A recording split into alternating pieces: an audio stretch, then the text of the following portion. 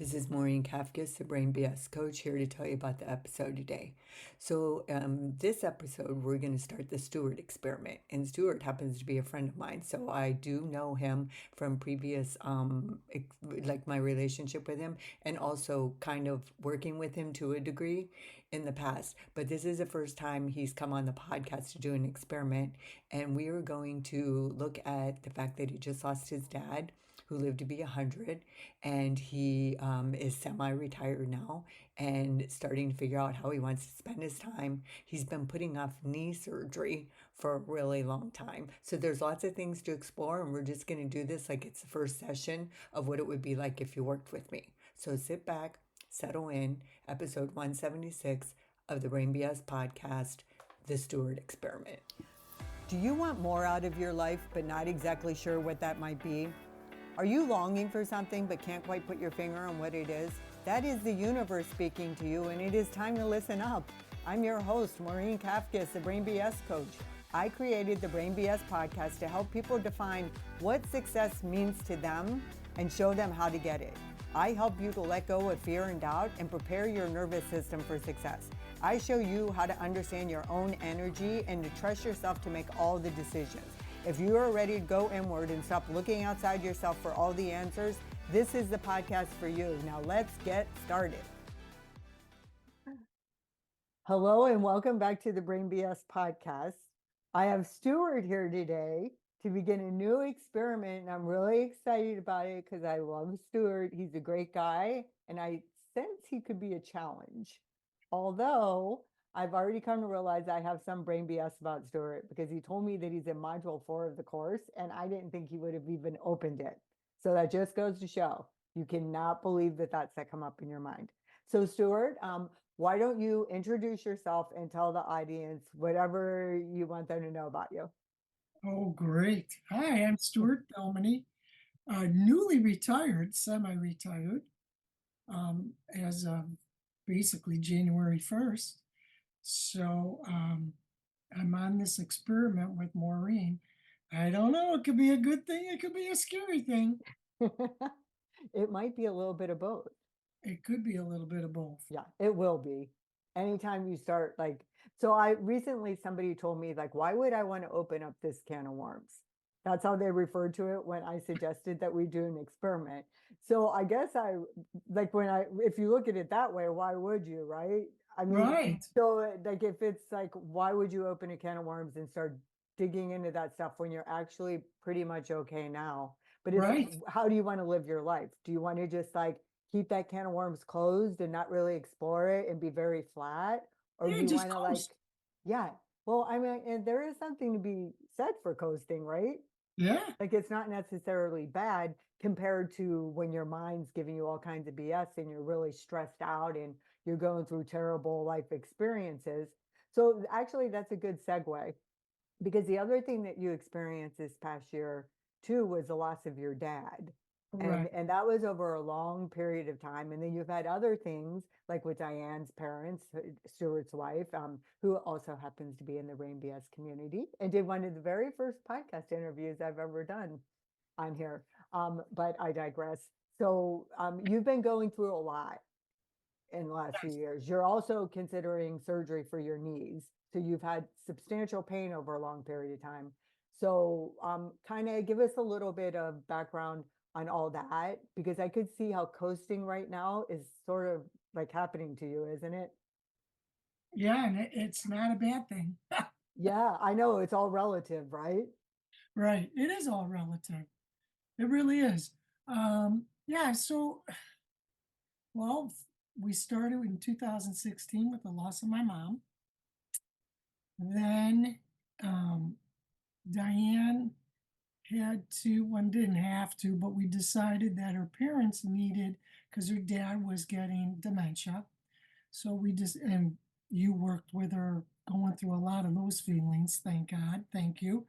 Um, but we decided as a family, her brother and her and myself, that they needed to be in independent living. So they packed up the house, sold the house, they moved to independent living.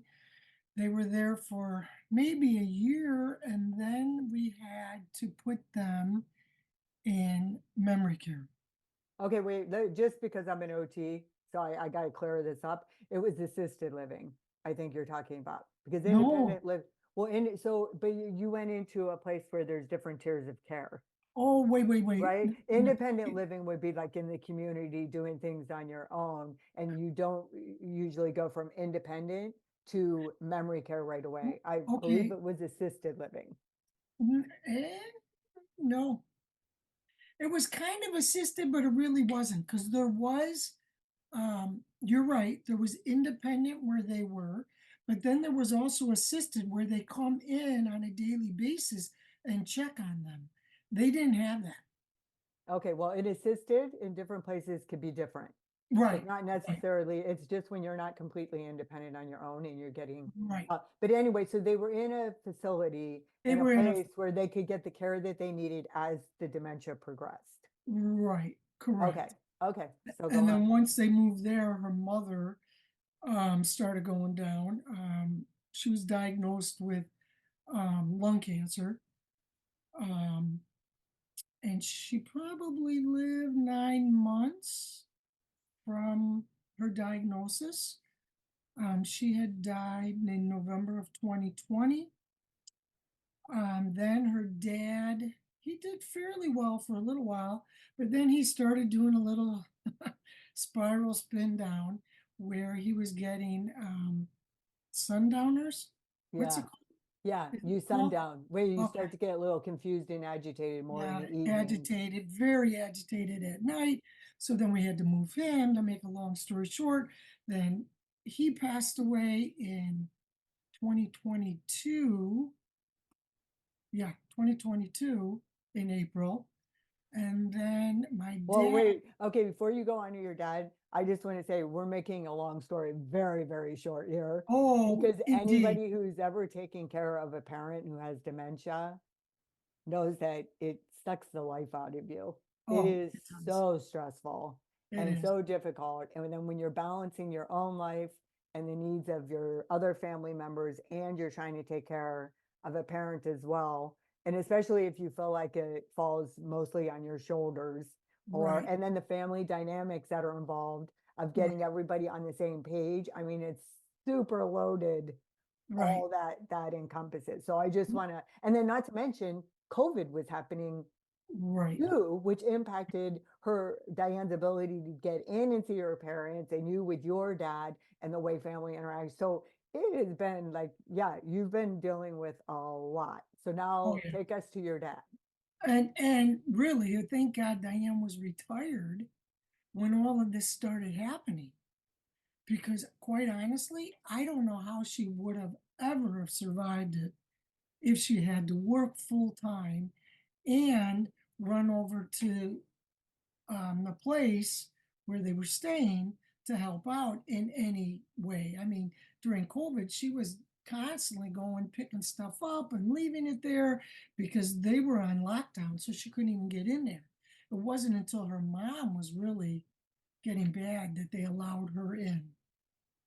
Yeah, that brings up a whole other thing that I really am questioning now that it's over. And if anything like COVID were to happen again, where we're isolating our older citizens, our parents and our grandparents, and leaving them by themselves to deal with that part. Yeah, it just does not feel correct to me now. I mean, with all the fear of the virus and everything, I'm not saying it shouldn't have happened, but I think we should learn from it. And Right, I don't think that that's personally, I don't think that's a way to go to isolate these people, especially at the end of their lives, and then the guilt that kids feel because they're, the adult children, because they can't be there.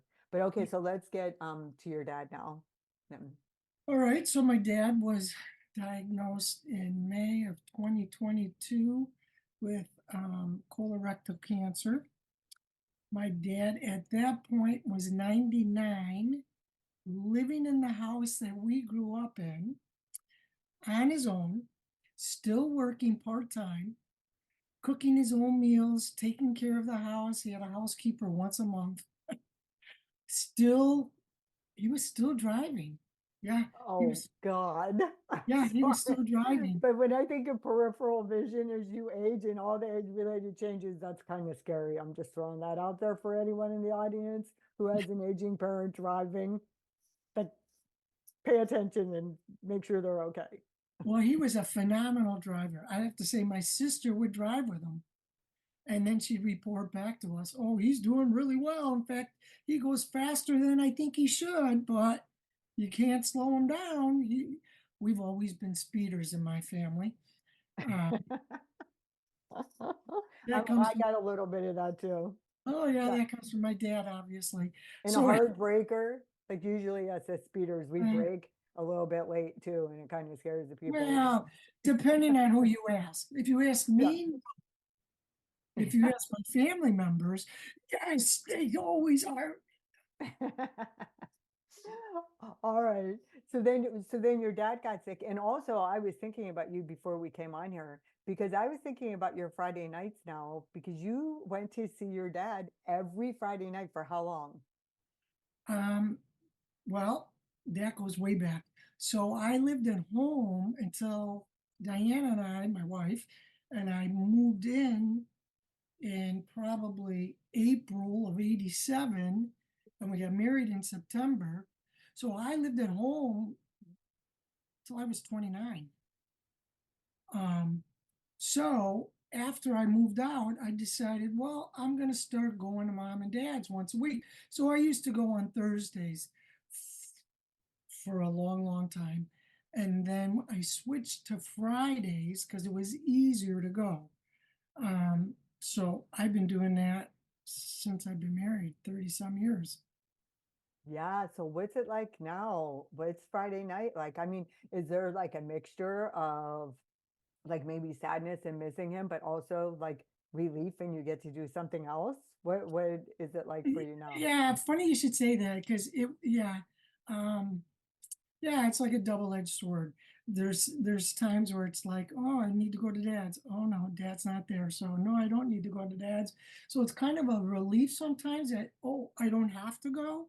But then on the other hand, eh, yeah, you do miss going because we used to go to a friend's house of theirs, my mom and dad's, to play cards. That took place probably the last maybe 3 years that we would go up until the pandemic. We would go to a friend's house of theirs to play cards, and oh boy, that was exciting. But you know, that's what Well, he okay, wanted to so do. you bring up another point, right? Because, and this is something like I'm not saying like I think everybody has to decide on their own, but I think when we get caught up in these traditions with our parents, they can start to feel very um what's the word I'm looking for? Like entrapment. Yeah, Like, it is like you have to do this, you don't have a choice. And then it changes the energy of everything because you're doing it. It's like people pleasing, you're doing it because you don't want to rock the boat and upset them. But inside, you're like, oh my God, I'd rather be anywhere else but right. here. And I want to suggest that even though it's uncomfortable for the people to hear it and the parents or whoever it is, when we decide we don't want to do it anymore, that we're actually doing them a service by teaching them how to deal with not getting what they want and Yeah, not having things continue and figuring out how to pivot. Like anytime we decide to make ourselves a priority and to take care of ourselves, which we should, not all the time. There should be a balance between the two. But when we do, we worry about doing it because we think we're going to hurt people's feelings or we're going to upset them right. and we feel guilty. But really, every time that I've done it, it's ended up being something that served all of us, me and the people that I do it with, because they figure out a different way. And anytime you can role model for other people how to graciously take care of yourself and be thoughtful and mindful about how you do it, I think it's a good thing. No, and I agree. And it's funny you should say that because my dad, there were many times that he would just roll his eyes and say to me, I don't feel like going to play cards tonight. I said, well, did you reach out to Mrs. So and so and tell her that maybe you don't want to do it tonight? Oh no, because she looks so forward to it. Yes. So see what I mean? So you would have actually been role modeling for him how to say no to Mrs. So and so that you don't Right, have to go. And then right, everything like relationships continue, people survive when you tell them no and right. you don't want to do things. I mean, I think that is probably one of the biggest gifts of COVID for me is like traditions, like bye bye. I mean, there's a sadness part to some of it, but it's so freeing too. It's like, oh my gosh, like I thought I was really into traditions and doing the same thing, but I've come to realize that I adopted that from my parents and society and other people. I actually really enjoy. We changed it up this year, totally. First Christmas in Santa Barbara ever. The kids weren't even here. It was just Bob and I, and we went to a restaurant on Christmas Day. Yeah, It how was is just, that? it was awesome. It was so nice to do something different that Yeah, I didn't realize how much that's wired into me to do things differently and not to do the same thing over and over again, which is what holidays have become. And right, honestly, it really usually that's why people fight at the holidays and why there's so much turmoil and drama right, because there's so many people who don't want to continue that tradition, but they're not saying anything, right, right. No, that's right? very true. That's very Yeah. true. And for those of you who love the traditions, I'm not talking to you, okay? I'm talking to those of us that are a little bit tired of them. But I recognize that we're all different, and some people just really love those traditions. So I'm not knocking them No, for no, you, for those people. Just right. for me, I like something a little different. Okay. So you had your first Christmas then without your dad. Yeah, this past Christmas. Yeah. How was that? Um, it was hard. And we changed things up this year. Typically we would have usually we would have Christmas Eve, and we decided a couple years ago, we're done. So I got my oldest nephew to have it. And that, Okay, wait, let me stop you right there for a second because sure, that is a long story short too, isn't it? yes, it is. Because it is not easy when you've been doing something and then change it up. You're like, and then we just put a stop to that and we got my nephew to do it. And I'm just pointing this out because all this stuff, like it's really not that big of a deal, but it feels like one to all of us. Like it's like, oh my God, we can't change something. The I know, family right? is going to be devastated. I But know. okay, so you changed it up. And I think it was harder for Diane to accept it because she loves entertaining, not overall entertaining like a lot. She loved having Christmas Eve. But it's like we have so many nephews and a niece. It's time for the younger generation to take it over. Um, so yeah, we passed the torch to my nephew and he did a great job. But now that being said, my youngest sister in Michigan, she didn't come home. It was too hard for her to come home. Mm, So in that aspect, that was hard because usually she comes home for Christmas. Um, or many years ago, I would take Diane and I and Josh would take my parents and go by her for Christmas, but never the whole family. So yeah, it was hard. I mean, we all got through it, but it was difficult. yeah, and don't you think that part of it is it's like one thing if you have one Christmas without her, but it's the questioning, okay, what's going to happen next year? Like you don't have that anchor for how Right, you spend the holidays. So then it's like it can get worrisome. I think this happens a lot when the second parent dies in families and their siblings, that you're wondering what's going to happen to our relationship? Like how are we going to stay connected? right. When are we going to get together? And I think that's very common in a lot of families. So I bring that up because you have the uncertainty around how holidays will be moving forward. Then you just retired, which congratulations. And Thank you you. gave up a brick and mortar place that you were working at, which is huge. You're still doing some stuff, but you don't have that um, holding you down or, the No, financial commitment to that. So that's kind of, even though it's probably funny and exciting, it's probably kind of weird and uncertain too because you've been going there every day. So you kind of have a lot up in the air, and then retirement, like financially, this seems like a huge thing with people when they're retiring, whether they can actually do it or not, because you don't know how long you're going to live, you don't know how much Right. money you need. So, like, why don't you speak a little bit to all the uncertainty right now and how you're dealing with that? Um, yeah.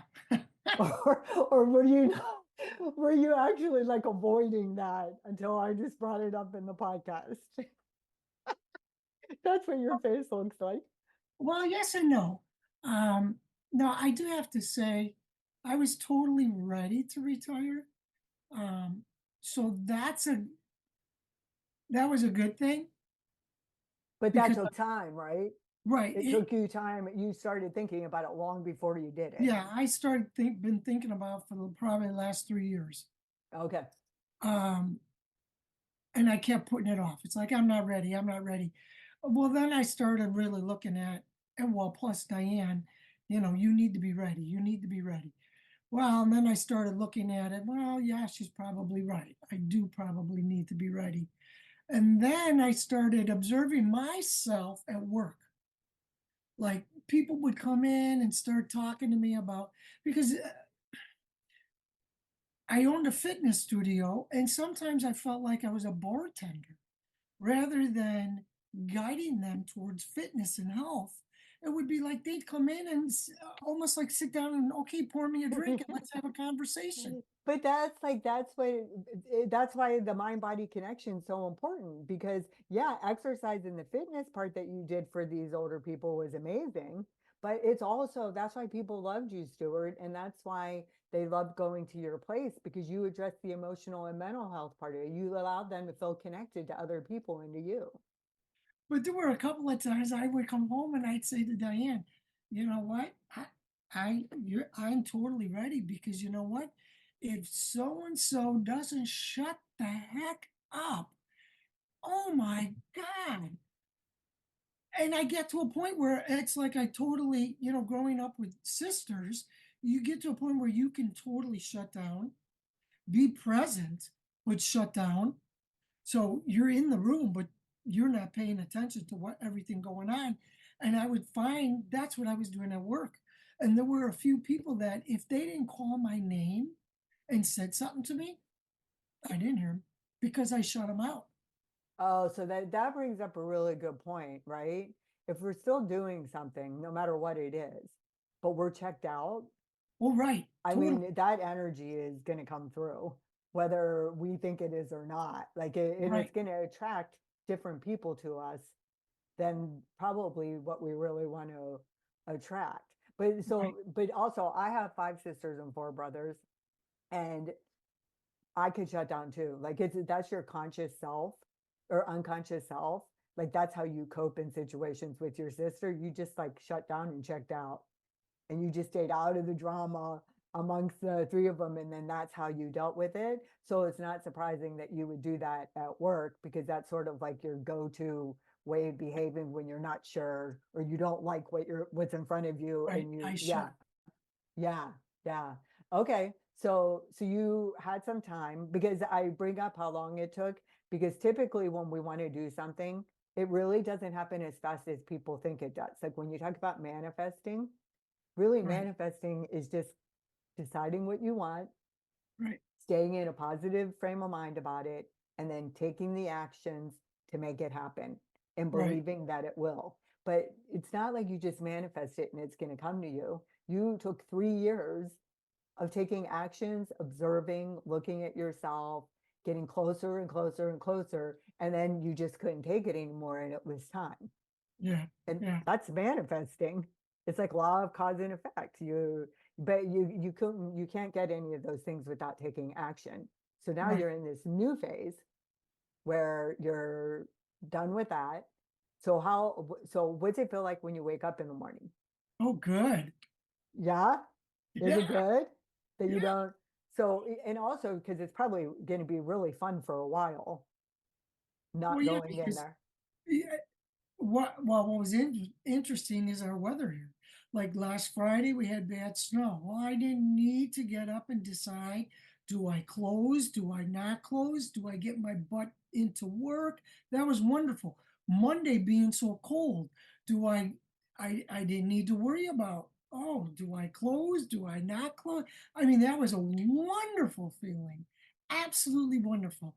Knowing that I don't have to get up and get out and be somewhere is so nice. I mean, really, that is, Oh, I know. I mean, I can imagine, like after all those years yeah, of getting up every day and going there. But of course, the thing that's coming into my mind now, being a woman who's married to someone who's semi-retired himself, it's like, but is it wonderful for Diane? Because then you're both at home. Like, that's a real thing when somebody retires and you're both at home together, like figuring out the balance of how much time to spend together, how to create opportunities apart, right. right? And like some people don't want to create opportunities apart and the other partner does.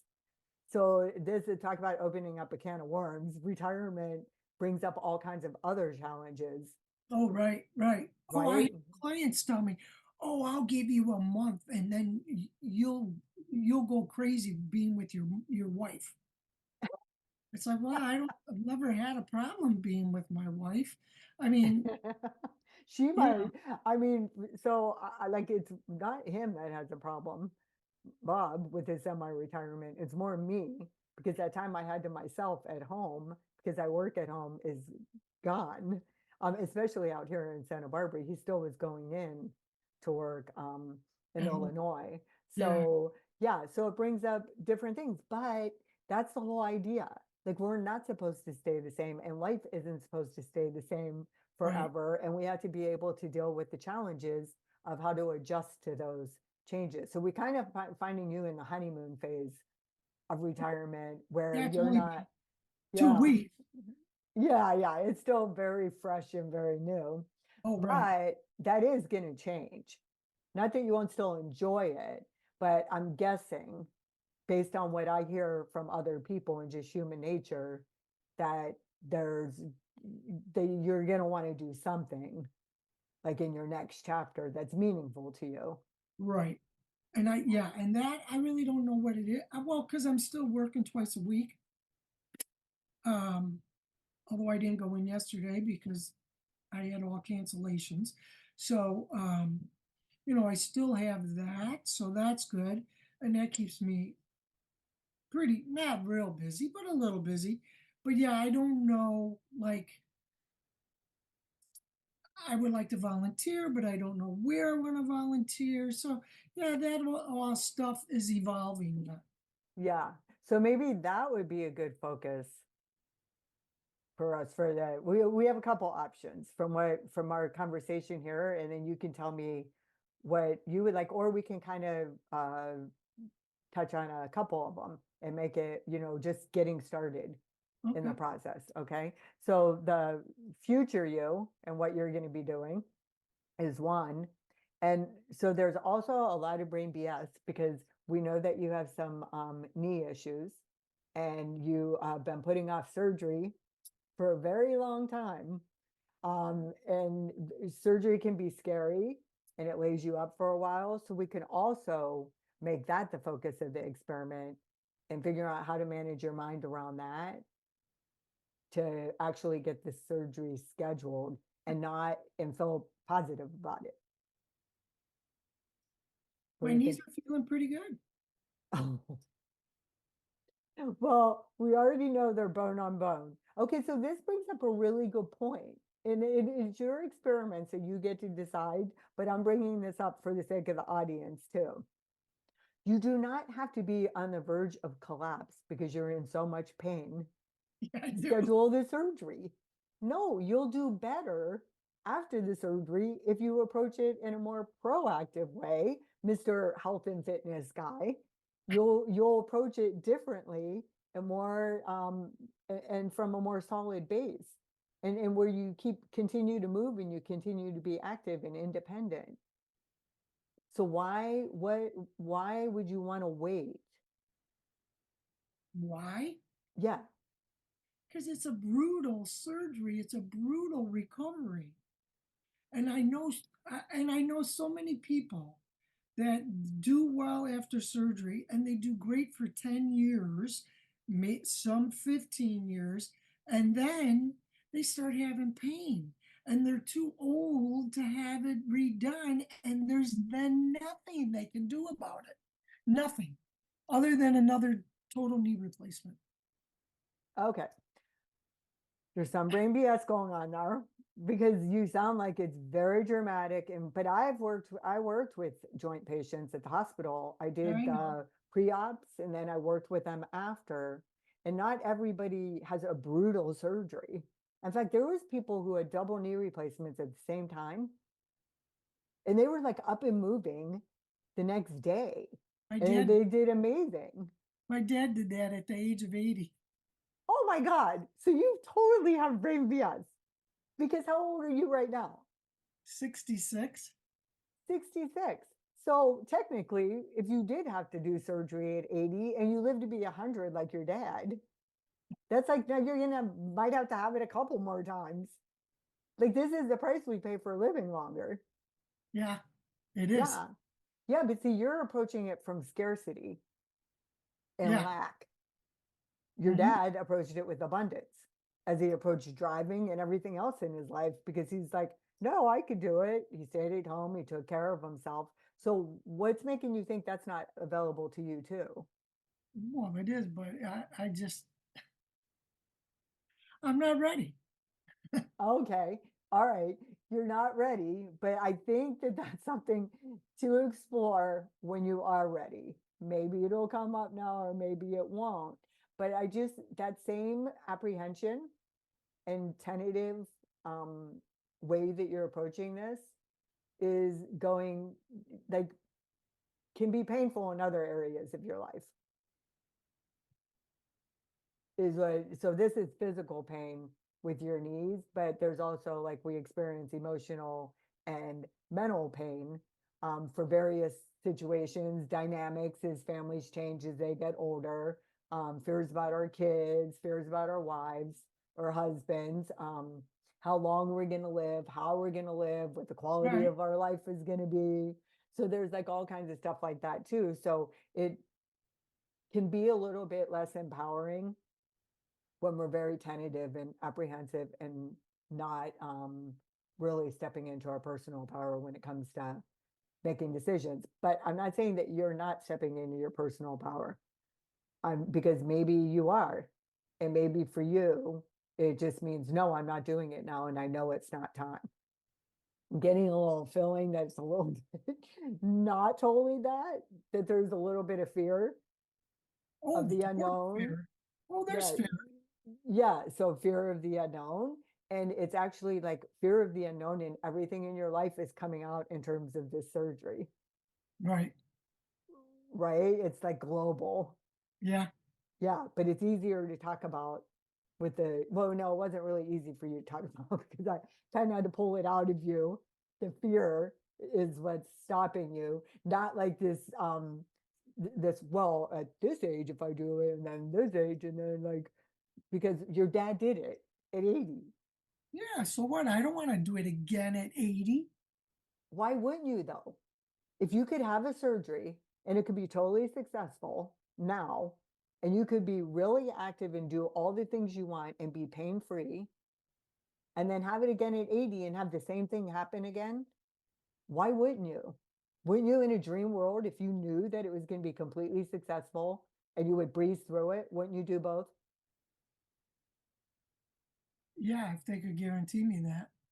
Yeah, but here's the thing, it's all a big story you're making up in your mind about what it's going to be like. And when you make it up in your mind that it's going to be brutal and it's going to be terrible and it's something you want to avoid, then you're creating a situation for yourself that you're not going to like. You're actually delivering that to yourself. But if you can think about it in a positive way, in a constructive way, in a way that works for you, then you're going to create something different because universal law, it's like what you put out there is what you bring back to you. That's true. So that fear is there with everything. So, and our subconscious and unconscious programming is way louder than any words. Oh, yeah. So it's impacting you whether you want it to or not. You can avoid it and put your head in the sand and not pay attention to it, but it's still there. But I understand that that's going deeper with the experiment than you might want to based on the look in your face. So for beginners, let's look at like how are you gonna let's prepare for the next phase instead of in a good way, not with surgery, but in how you're going to spend your time. Once I have my surgery? No, I mean, we're setting surgery aside because it's Oh, okay. like not something you're ready to really dive into those fears and everything involved in them. So this is kind of how this is why it's an experiment. I didn't have a Okay. set agenda. I thought about this because I knew about your knees, but I can see now that's not a good place to start. So I'm thinking that if we look at this, if we tap into this energy of you being proactive about the next phase of your life, then it's going to spill over into the knee surgeries, Gotcha. right? It's like a little bit of a domino Right. effect type thing. And since it's less painful to explore what you can do moving forward, like, in the next couple of years, then that would be a good place to start because then you can stay in and if it starts to lead into the other one, that's fine too. Okay. Does that sound good? Yeah. Okay. All right. And then also I wanted to talk to you a little bit because I said at the beginning that I didn't think that you would have started the course. So I was totally wrong about that. Yes, Uh-huh. I admit when I have brain BS and I'm believing it. But tell me a little bit about the course so far and if you learned anything new about yourself so far. Look at he's got like a little notebook and everything for the course and he's taking notes. I remember when we did that little thing on a new earth and read Yeah. that, you were taking notes on that too. Yeah. Yeah, so there is Um, a part of you that's really into this work. well, rather than print out the whole workbook, Mm-hmm. what I do is I listen on one part of the screen and I have the workbook open on the other part of the screen, computer screen, Uh-huh. and then I do my questions in this little notebook. Oh, I like that. Yeah, because Yeah, everybody's different, right? And some people right. don't want to print it out. Some Yeah, people want to print it, but I like the idea of putting it on two screens. So that's part of the whole course is you have to figure out how to make it work for you when right, you do it. There's no one way to do right, it. Everybody's different. Some people just absolutely hate writing at all. So they type it, they won't even write it. I recommend writing, but again, everybody's wired different and some people just won't do it. So I like your idea of how you're doing it. So did you learn anything so far about yourself that you weren't aware of before? oh yeah, Oh yeah, you sounded like you were from Minnesota right there. Oh yeah. oh yeah. Um, can you share anything? Is there anything you're willing to share? You don't have to, but if there is, Um, it just how like the one thing I really liked was your example. Let's see. I think it was I think it was the first module where we had to write stuff down. So I did that for the first few days. Um, my feelings right at that yeah, moment. Um, and I liked all your ideas too, because I would go through your ideas. Oh yeah, I'm feeling that. Write it down. Oh yeah, I'm feeling that. Write it down. So that was quite helpful. Um, that just as I'm going through the day, I'm more conscious of what I'm feeling at that moment. Now, yeah. am I doing anything about that? Not always, but I'm at least becoming aware of it. Yes, yes. And that first exercise is the primary state of mind. So you write down all your thoughts and then you put an emotion next to each thought, the most Right. prevalent emotion, like one word. And then you look at that and you pick your top three, and then that's sort of your primary state of mind. So like for me, if I'm having a bad day, it's usually like the emotions are fear, uncertainty, it could be distrust or whatever, but becoming aware of it and seeing that it's there is super helpful to help you. And then the next module is like how to deal with those Right, emotions and how to reframe them because they're always a gift. The uncomfortable emotions that we experience are our body just telling us that we need to pay attention to something. So, right, but we want to avoid it and we hate it and we don't listen to it.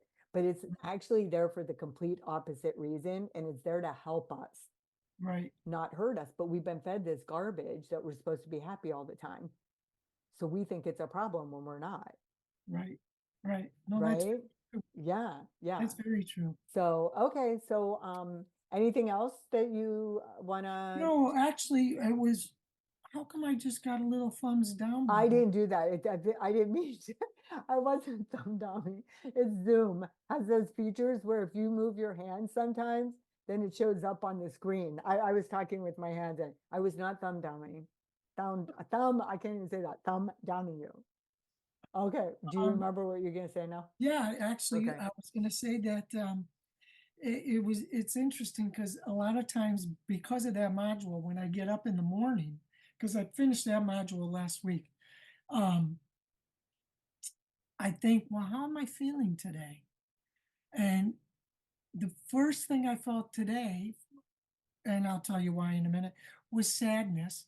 Um, and that's only because when I went in the closet to grab a top, I have one of my dad's fleece, flannel, not fleece, flannel shirts. And I have not been able to put that shirt on.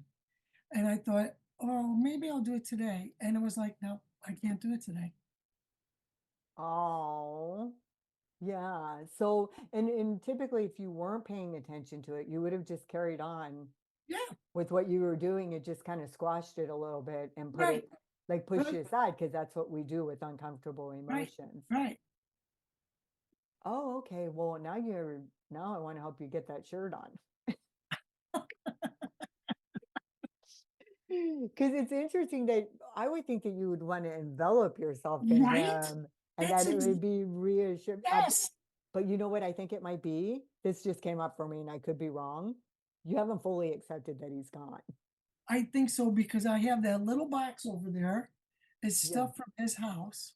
And Diane will say, Stuart, you need to go through that box. And I said, I'll go through it when I can go through it. And I can't go through it yet.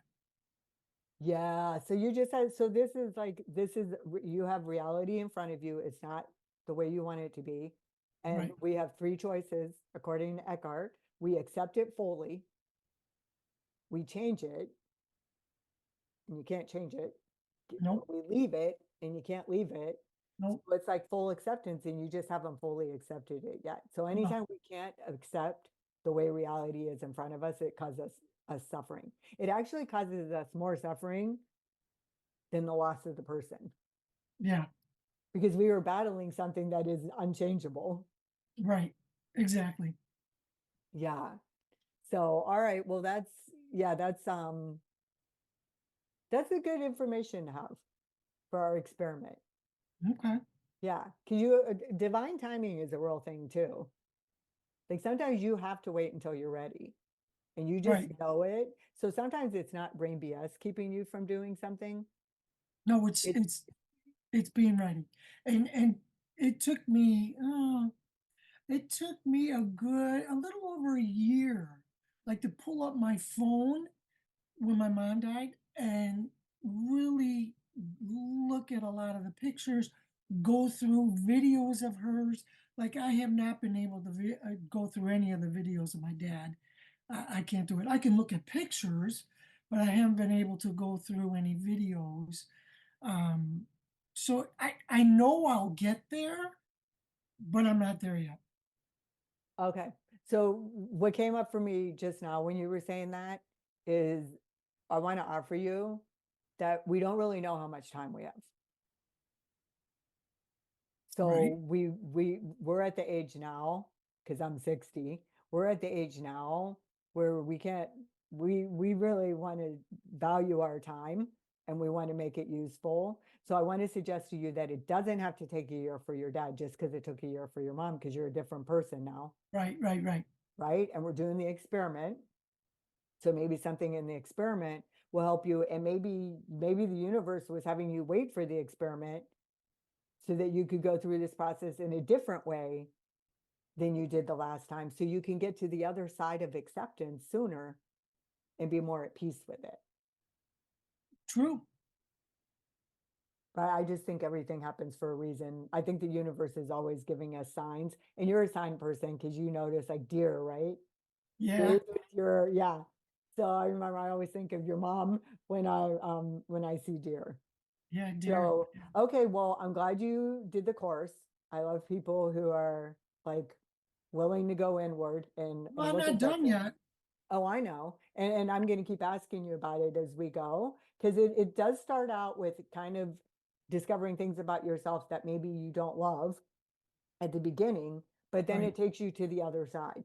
It takes you, and also like when you're experiencing things and you don't believe them and you can distance yourself from the thoughts that are coming up, that also you don't feel the emotion as much, right.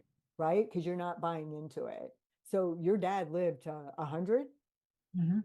That's a very long and fulfilling life where he got to live at home and be independent the majority of his life.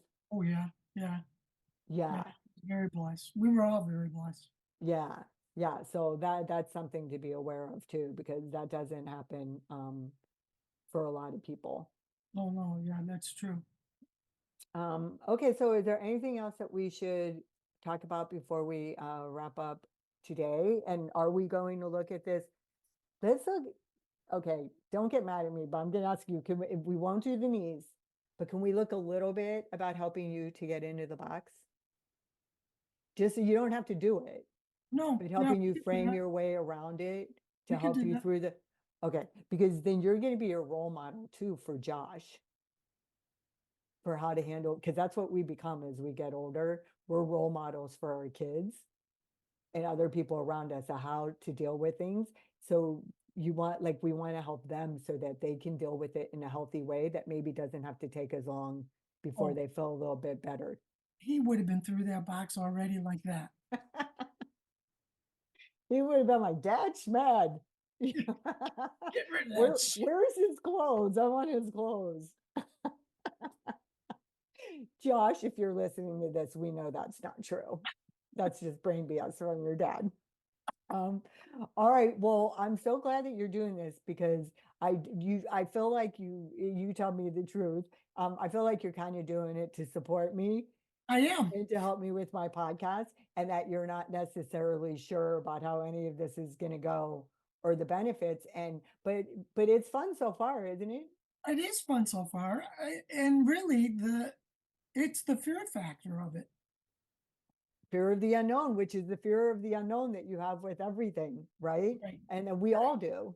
right, Yeah. So having someone come on that literally has no idea, who's really not like doing this work, but you've heard about it before and you've talked to right, me, right. and then just exploring specifically how it can help you. It doesn't always have to be dark and painful and dramatic, this work. No, right, Sometimes it right. could be super simple and easy and just really save you a lot of needless suffering.